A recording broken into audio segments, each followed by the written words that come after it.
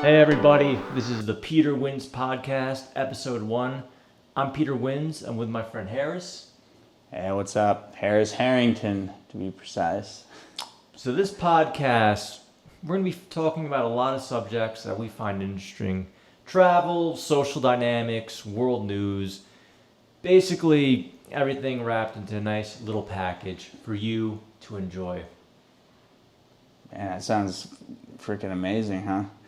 Yeah, so we're here in Medellin and just arrived last week. And so we decided to split an apartment and work on content together. It's going to be good. Yeah, so Harris, you've been a YouTuber for a long time, and your heyday was more in like the mid-2000s, right?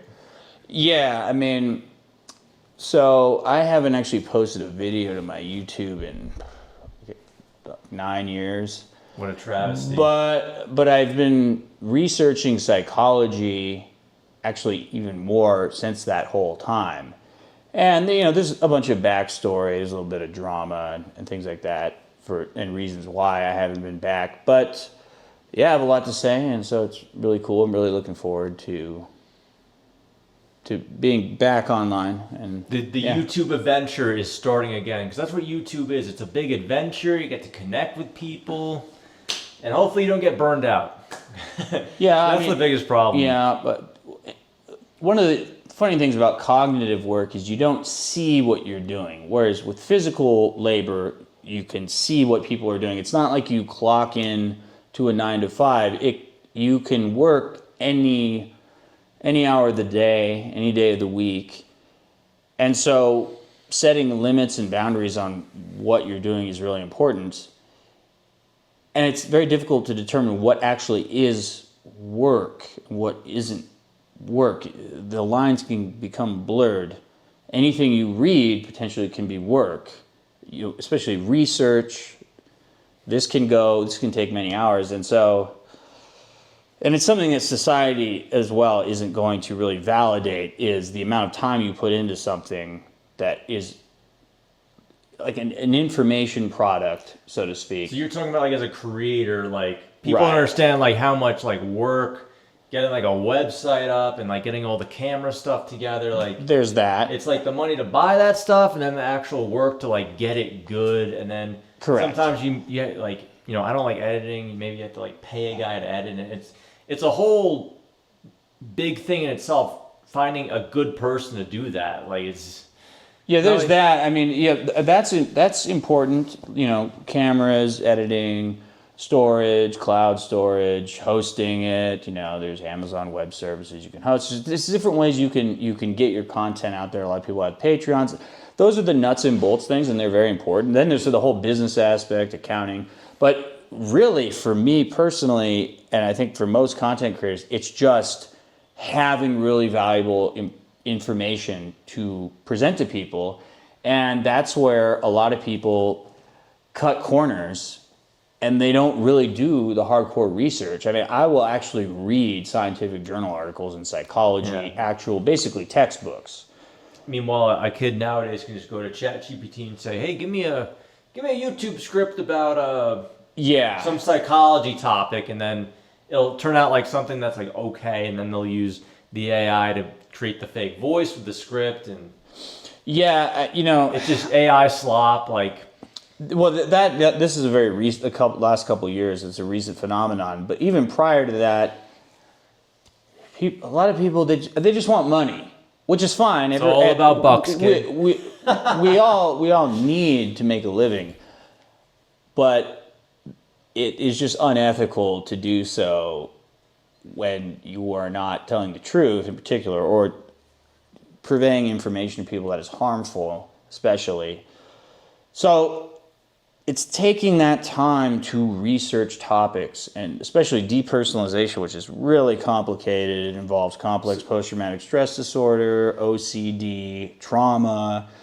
You kind of have to learn a lot about different areas of psychology to get into it. So depersonalization was your niche. So I guess that was you kind of did YouTube right, where you picked a niche, psychology, mental health, and then you went in and you said, I'm going to do depersonalization, like this niche I didn't really Very decide. smart, though. Well, you had it, right? You literally had it. Yeah, right? so I had it for a couple years, and it was just hell. So I spent several years studying it. so I read more than most people. And, you know, I'm particularly good at research. Okay. And research, really, if you think about it, is kind of a creative activity, because you've got to think, what are all the possible reasons and causes for this? You have to type the keywords in, you have to find the sources, you have to research the sources, you have to see how this idea connects to that idea over here, and make the connection. So to the uninformed layman, you know, what is depersonalization like? Right, so it's a dissociative disorder. I'm talking about the chronic dissociative disorder of depersonalization. It's not the acute phenomenon which can occur in the context of a panic attack. So some people feel a sense of depersonalization, which is being cut off from themselves, feeling like they aren't themselves, that they're not moving their hands, that they don't have agency over what they're doing. That's depersonalization, a feeling of alienation from your own self. And then derealization is feeling like the external world is unreal.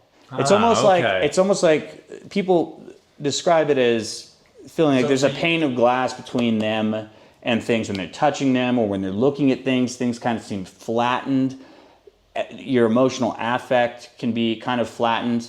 And how I truly describe it, I think most accurately, is that it's an altered perception of reality. So when it's not truly unreality, or unless we agree that nothing is real. So you look in the mirror and you're like, I'm not even there, you know? Is it kind of like that? Like you look in the mirror and you're like, am I even a real fucking person? Right. Yeah.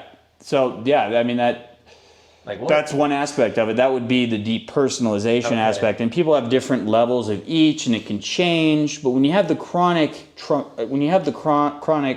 dissociative disorder, which for most people is based in some form of trauma, and this is where it gets kind of contentious. Some people say, well, no, I had nothing bad happen to me, but the primary form of trauma that we're talking about that usually leads to depersonalization is complex PTSD, which also means relational trauma. You could also put it as dysfunctional relationships. So dysfunctional relationships is the same as relational trauma, is the same as complex PTSD.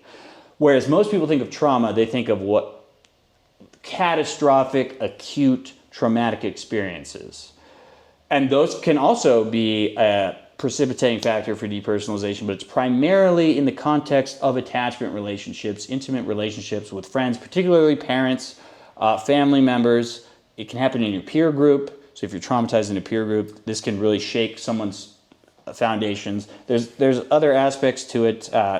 Temperament is very important still, so genetics still matter, and that would be the inhibited personality type. And then a lot of people, also known as highly sensitive person, people talk about empath nowadays, which is not a clinical term, but I understand. So most people who get this, it's from like some traumatic event, PTSD, where something crazy bad happens and it fucks them up. It's primarily it's not an acute event. So that's capital T trauma. Acute means small, right? So acute means short term. So that would be what you're saying, like a really terrible incident happening in a short period of time. Like witnessing a bomb go off, car crash, seeing someone die in front of you. That's acute capital T trauma. And then relational trauma, like suffering emotional, verbal abuse, psychological abuse, being isolated from other people for long periods of time, neglect. Okay, so like your dad beats the shit out of you every day.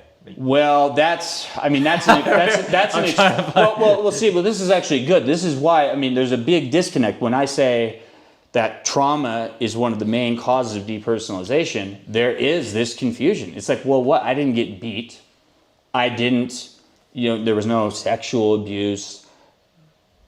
That my parents weren't drunks, like yelling at each other, so I wasn't abused.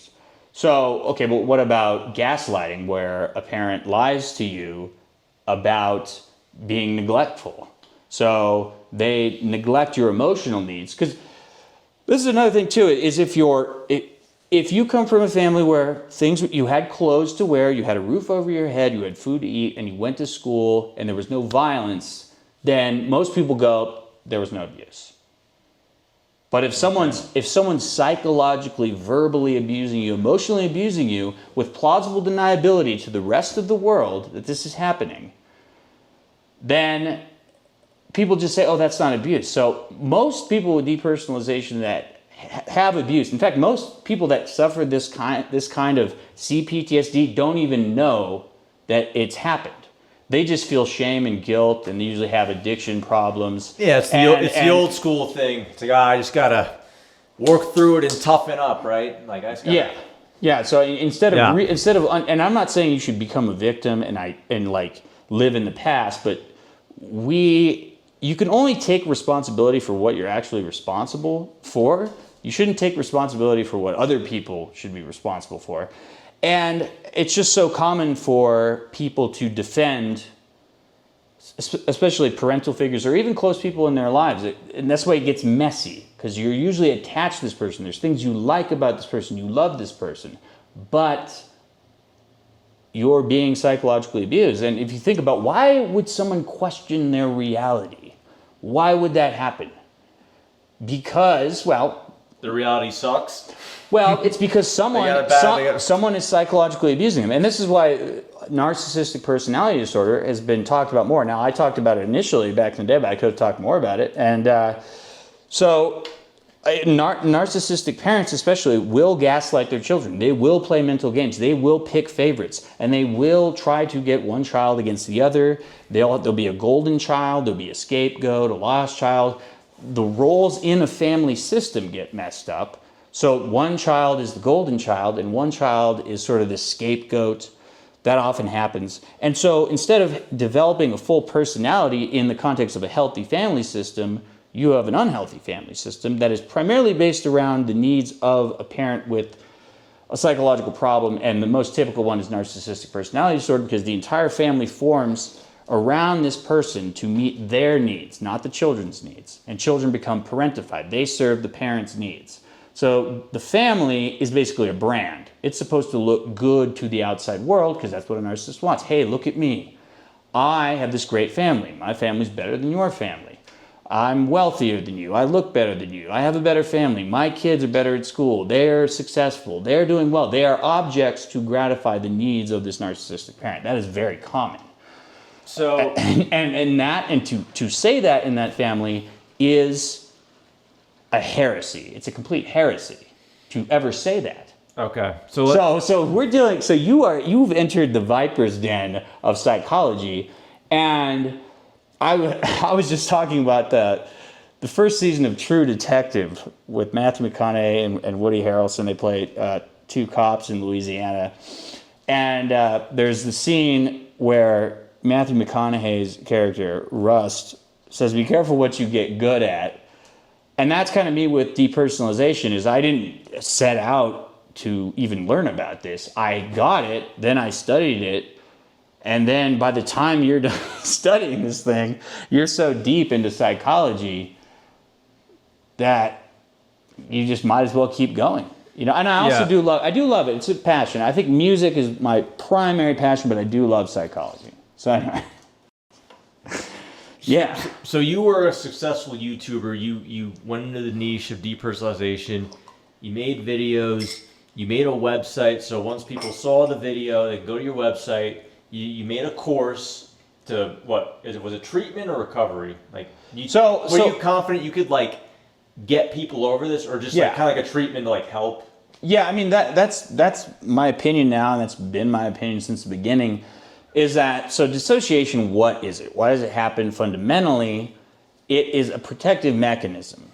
So it's there to protect you from stress, distress, trauma. Because trauma is a form of stress that goes from eustress, which is actually good stress, all the way to distress. And then there's a phrase for dissociation. It's the escape when there is no escape. Your mind just clicks off certain aspects of information processing, particularly affective, emotional information processing, gets clicked off. And that's depersonalization. So you feel an altered sense of reality, and your emotions are flattened, people tend to hyper-intellectualize because you don't have to focus on your emotions. It's all about splitting off from your emotions. If you think about what connects your physical body to thoughts, what is it? There's thoughts, physical body. What connects the two? Emotions. So this is, and this is the main thing. Emotional abuse is at the core of what causes depersonalization. Now, you also have to have certain genetic factors, and you have to have the environmental factors that lead to it. Okay, you need to have all of them. But it's the emotional core that connects our thoughts and our physical body. So when we finally start looking at the emotional elements, that's when you reconnect. So you have to integrate back into your mind things that have been pushed out. And this all sounds real, to a lot of people, this sounds far out, like I'm out of my mind.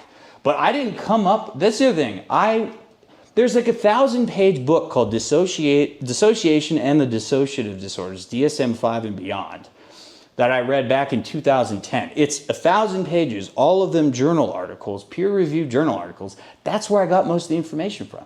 So if you want to read that 1,000-page book, you can go ahead. I actually recommend people do this. It's a great book, but it's like, these are intense journal articles, and I already was studying psychology in college, so, I just enjoyed doing it, and I had the disorder, so I wanted to get over it. And yes, the answer is yes, you can get over depersonalization disorder. I don't hold that view towards everything. I think the most tenacious aspect of the cluster of symptoms of depersonalization that will linger on is OCD. I think you can put those things into kind of remission and be as healthy as you can. You have to maintain your psychological health and tune into yourself to make sure you're not pushing yourself too hard. So I think with OCD in particular, that's something that goes into remission but can kind of come back. With dissociation, yes, I think you can get over it. I don't really hold that necessarily with neuroticism. I think if you have a high level of neuroticism, which you most likely have if you have depersonalization like I do, that's a trait that's probably going to stick around. Your overall personality is going to stay mostly the same. But yeah, this switch in your head that is stuck on it's dissociation on, depersonalization on, that switch you can flick off. And some people actually experience this subjectively. They'll have a day where it's like, oh, I just forgot about it. Especially this reassurance checking in OCD where it's like, am I real? You do, a lot of people do, I did it. Where you go like, am I real? Like I touch my hand and I go. Was that something in your program you like told people to do? Yeah, I mean, it's also a factor. It's also a factor in all forms of OCD, like health OCD.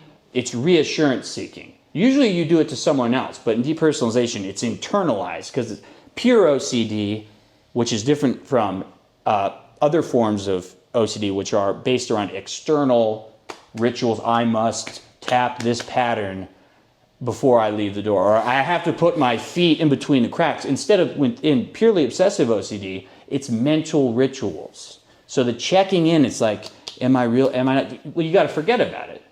But, and so a lot of people do talk about the CBT, cognitive behavioral approach, which is very valid. I'm into integrative psychotherapy. So I believe in taking all the tools from psychology and applying them to depersonalization. But it's like someone who has a hammer and wants to go cut down a tree.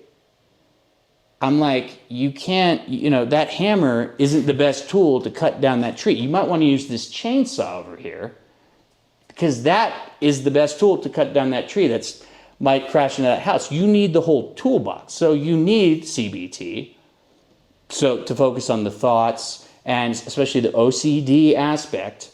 There's also ERP. There's a lot of different in-the-moment therapies and treatment modalities to treat certain aspects. But you need to understand attachment theory. You need to understand some family systems. You need to understand what Jerome Kagan, a Harvard psychologist, he really did the tests and the work on the inhibited personality type, which is what the highly sensitive person is. And that's what you are most likely if you have depersonalization, as I am. So if you are a highly sensitive person, what constitutes trauma for you can be a lot lower. Your threshold for stress and distress and trauma is lower. So the same event can happen to one person who's not sensitive, one person who's highly sensitive, and it will be traumatic for the one person and not for the other. So you got to understand that. You got to understand the genetic predisposition. You got to understand attachment. The internal working model of attachment, like our interpersonal software, gets kind of screwed up when we have disorganized attachment, which is a breakdown in the attachment system. This is how children relate to parents. It's very complex stuff. My point is here, you need to have the whole toolbox. CBT, the analogy here, is someone who says CBT is the cure-all, the panacea for depersonalization. It's like the guy who's taking the hammer and says, yeah, this is great for cutting down that tree. It's like, no, that is not the best tool. You need the chainsaw. You need to understand CBT, attachment therapy, psychodynamic therapies, mentalization-based therapy, internal family systems, and have the whole, ideally the whole toolbox. And then you can pick the tool to fit the certain problem, because with depersonalization, we got OCD, we've got anxiety, okay, we have complex trauma. We need different tools for different aspects. That's integrative psychotherapy. And I also, are we cool? So I also believe in brief solution focused therapy. So I don't believe in this years and years of talk therapy. It should be brief, solution focused, and integrative psychotherapy. And yes, with that approach, it's a lot.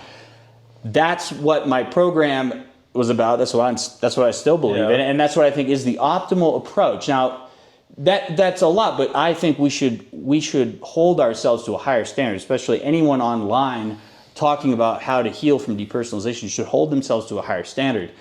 And you know, yeah, it's really, I do believe that you can get over it. It's intense. Let's take a step back. So what I think what's so great about you is you're a YouTuber who actually kind of did the right thing. You kind of won. You were successful. You made a channel. Yeah. You made a program. You got people from the channel to the program. They paid. You got money in, and that allowed you to do this travel lifestyle for what, like 12 years. You've been doing this. Kind of. I mean, so it was off and like on. the whole like Tim Ferriss 4-hour work week. You kind of won at that, because a lot of people try and do that, and it's very hard to find something. So you almost have been living the digital nomad dream, right? Kind of. I mean, you made a program like 12 years ago. Yeah. The program's still running, even though your YouTube, you haven't made a video in 9 years. You're still getting people, right? 'Cause your stuff's pretty good. Yeah, I mean, that's the thing. You don't see because I'm kind of like the wounded healer archetype.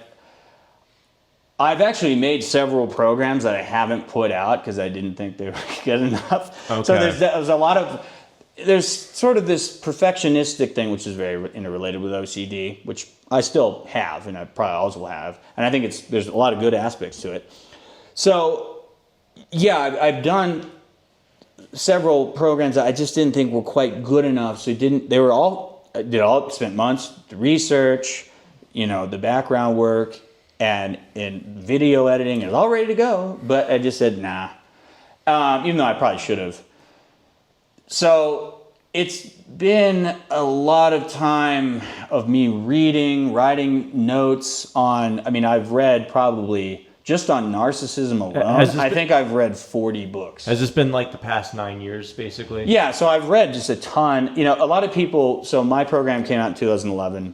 There was a really good book called Complex PTSD From Surviving to Thriving by Pete Walker, which is a fantastic book. And it's the closest thing I've ever read to my program. It came out a couple years later, and I read that and I went, man, this is a guy who kind of organically, like I did, had the experience of going through basically CPTSD, which is relational trauma in the context of intimate relationships. There's dysfunctional elements, emotional abuse, neglect, and usually it happens on both parties are doing it to one and the other after a while. So this isn't about having a victim mentality or anything, but he went through that and he created that book, and that is fantastic. I knew a number of people commented that I should read that, and I have read that book and many others since then. And so, fantastic resource. So just like things like that.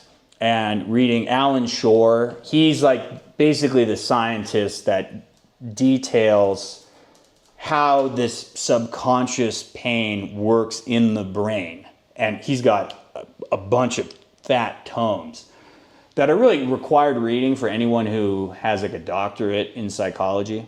So I haven't gone back to school to get a degree. I don't really believe in degrees for myself. I just believe in knowing things and really wanting to help people. That's the thing. The problem is you can let perfection get in the way of good. You need to help people. So you need to put yourself out there. And a lot of people get caught in their heads. It's like, well, it's not good enough yet. It's not good enough yet. That happens to me, like the perfectionist thing of, you know, trying to be a YouTuber, and you want, like, right. It's almost like the intensity of, like, you know, I only have one chance to do this. It's got to be perfect. But that's not true. You can make like a kind of bad video on a topic, and then 6 months later do it, like, basically redo it, and no one will care. Like, yeah. So yeah, it's very easy for creators to get stuck in their head, and that's another thing I want to talk about in the future and moving forward. That's kind of what we're doing here, is helping other people create content, because I've always been this sort of artistic person who has almost no technical facility. I'm extremely I'm not natural to it. Even if I get good at using some editing software, or I love music, so music software, I'm just terrible.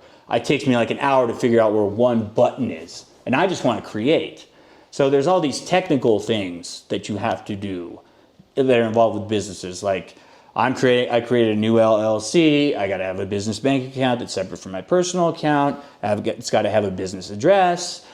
You've got to have the articles of organization. You get your employee identification number, yada, yada. And then you have to have two-factor identification for all your payment processors, your business banking account. All these technical aspects that if you don't have a business. And that means that gets in the way of you helping people and creating and doing the artistic aspects and the connection aspect that you really want. That's what most people think of when they're on, because TikTok is a very active form of content creation. People are watching, but people are creating with their phones. But it's the technicals of the business that you really need to know. And I didn't know that stuff. And that's one reason among many that I haven't been here for so long, because of technical difficulties, let's just say, to put it kind of, mildly, from the past. So I would say to counteract all that, like, I feel like the guy who just has the camera and the microphone, and he's not thinking about all that other stuff, but as long as he's he got himself in front of a camera, he's talking in front of a camera, he's just making videos, and he's not planning everything out. He's doing better than the guy who does plan everything out, but then ultimately doesn't do the video and then click that upload button. So I will say that. Yeah, I mean, it's both. There's a feedback between understanding the legal aspects, the business aspects, and then the online technical aspects, and then also having that high level of agency, creating the content and pushing it forward. So there's a feedback between the artistic side and the technical, legal, like business the cold side. business side of it, which I'm bad at. So I was really good at creating the content, but because I had a partnership, and I'm not going to go into the details, but it wasn't healthy. It wasn't healthy. And what do we do when we're people that kind of have?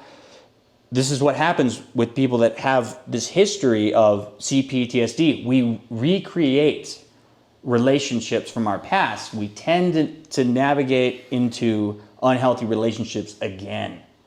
So we repeat our past. And so the important thing is to break that past. This is very difficult. I think this is harder than actually getting rid of depersonalization itself. Much harder is actually changing the quality of your relationships with other people.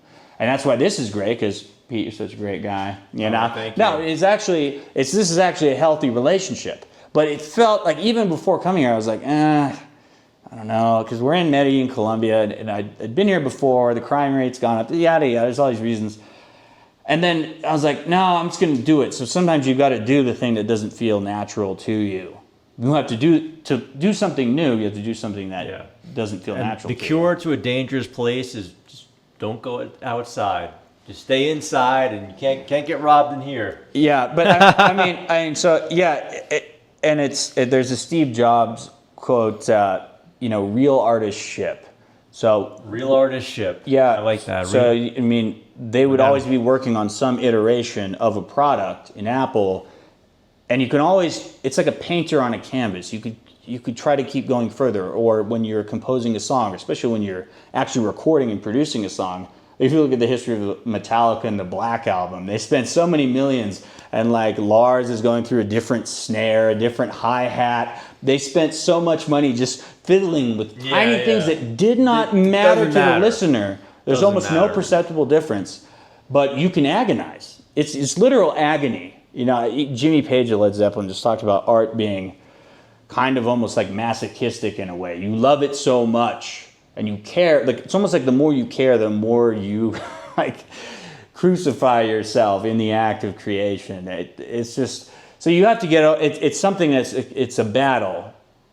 It's just, you've got to keep your focus on the main thing and not let these other issues, even right now, we were setting up the lighting for this video, and we drove ourselves. We got a light there. We got a light there. Yeah, we bought another light, and just the lighting for this video. Back there. It's always like little things that like. Yeah, and this is kind of bringing it back to that idea the idea that cognitive work. So when you're a content creator or anyone, if you're a life coach, a healer of any kind, a therapist, an actual psychologist with a license, or a psychiatrist with a medical degree, it's all really the same thing,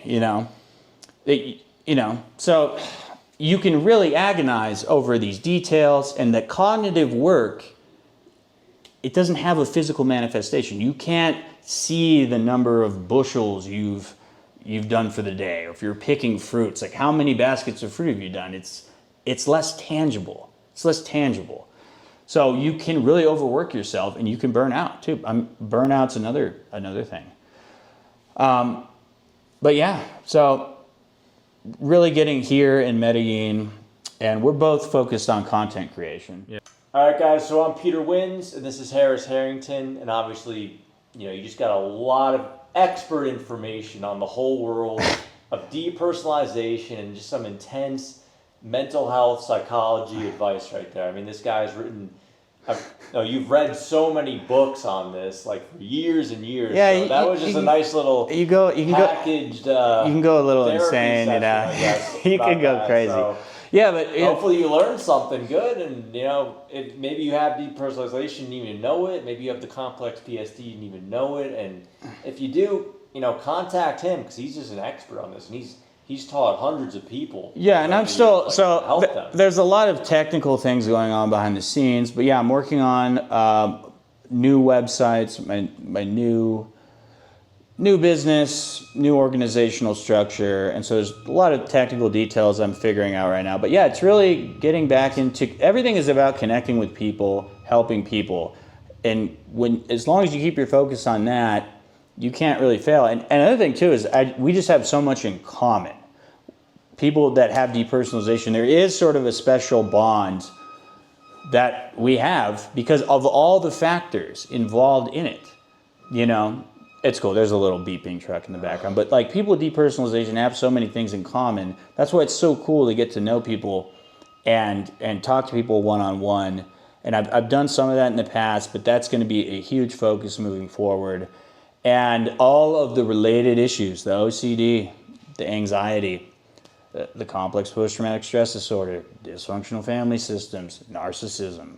It's a big topic. It's going to become a huge topic. So yeah, there's a lot to come, is the point, and I love it. And I haven't actually ever stopped doing any of it. Yeah. So yeah, hopefully you learned something from this is our first podcast. This is kind of a test run. It's a little awkward, little we're just hey, be easy on us. Don't put too much hate in the comment section. Good vibes only, man. Yep. Toxic positivity. Just kidding. All right, guys, thanks for tuning in, and like, subscribe, smash all those buttons, join the Discord if you want. We'll see you in the next one, okay? All right. Peace out.